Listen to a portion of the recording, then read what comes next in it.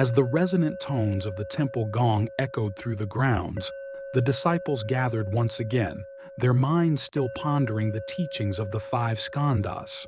Master, we've learned about the skandhas and how they contribute to our experience of suffering in samsara.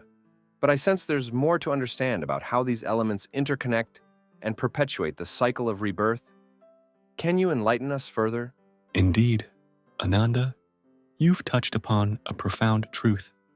Today, we shall explore the 12 links of dependent origination, which will deepen your understanding of how the skandhas interact and how the cycle of samsara is sustained. Let us use the analogy of a seed and its growth to illustrate this concept. Ananda, please take this seed and plant it in that pot. As you nurture it, we will unravel the links of dependent origination. Ananda did as instructed.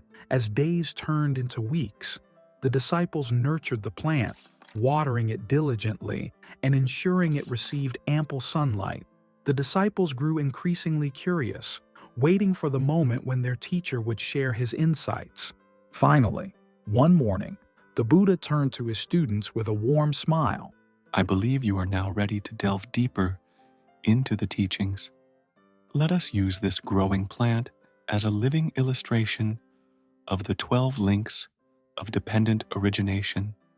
When we planted this seed, we didn't fully know what would grow. This represents ignorance, not understanding the Four Noble Truths. Master, could you explain what the Four Noble Truths are?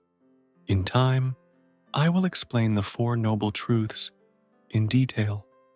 For now, know that they encompass the nature of suffering, its origins, its cessation, and the way to achieve that cessation.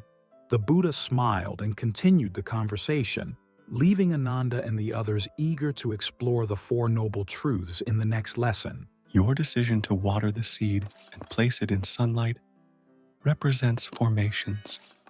These are the volitions and actions that shape our karma, like the care we give to nurture this plant's growth.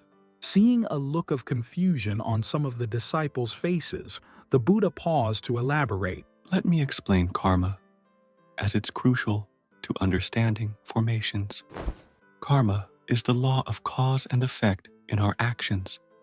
Every intentional action we take, whether in thought, word, or deed, creates an effect that will manifest in the future.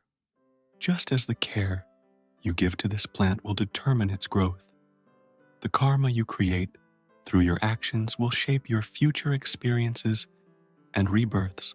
Master, does this mean all our actions are predetermined by our past karma? No, it doesn't mean that.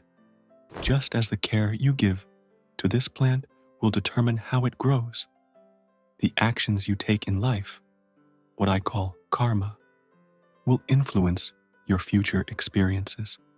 According to the truths I have realized, these actions also affect the nature of your rebirth after death. Every choice and action is like planting a seed that will grow into future consequences, both in this life and in future lives. Karma is the law of cause and effect. But remember, while past karma shapes your life, you always have the power of choice. With this explanation, the Buddha returned to his illustration of the growing plant.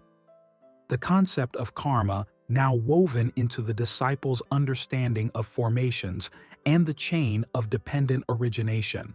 As you become aware of the seed's growth, you experience consciousness, the fifth skandha we discussed earlier. This awareness is the foundation of our sensory experiences, allowing us to perceive the world around us. The sprout that emerges has both a name, the mental concept, and form, its physical existence. Just as we identified in the first and third skandhas, this illustrates how we categorize and interact with the world around us. As the plant grows, you use all your senses to perceive it. We see its color, feel its texture, smell its fragrance, These are the 6 sense bases through which we interact with the world. When we touch the plant's leaves, we experience contact, the meeting of sense organ, object, and consciousness. It's the point where our inner world connects with the outer. The pleasant feeling of the soft leaf or the disappointment of a wilting flower represents sensation. The second skandha we explored. These are the immediate, instinctive responses we have to our experiences. Your desire for the plant to grow faster or produce more flowers is craving. It's the constant thirst for things to be other than they are. A key source of suffering we identified in our discussion of the skandhas. The effort you make to control the plant's growth, perhaps by overwatering or adding too much fertilizer, represents grasping. It's our attachment to desired outcomes and our attempt to control what often cannot be controlled. The continuous cycle of growth and care you establish with the plant mirrors the process of becoming, the perpetuation of existence, the constant flow of cause and effect. When new leaves or flowers appear, we see birth, the beginning of a new cycle within the greater cycle of samsara. Finally, as leaves wither and flowers fade, we witness aging and death, the inevitable end that leads back to the beginning of the cycle.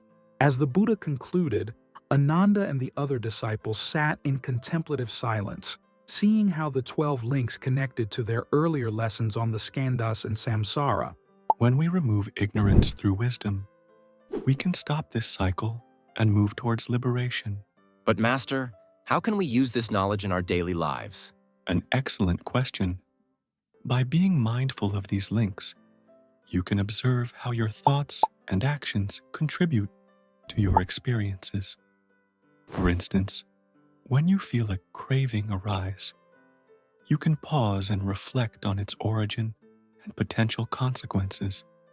This awareness can help you make wiser choices and gradually reduce your suffering. It seems like a complex concept to grasp all at once. Indeed, understanding dependent origination deeply is a gradual process.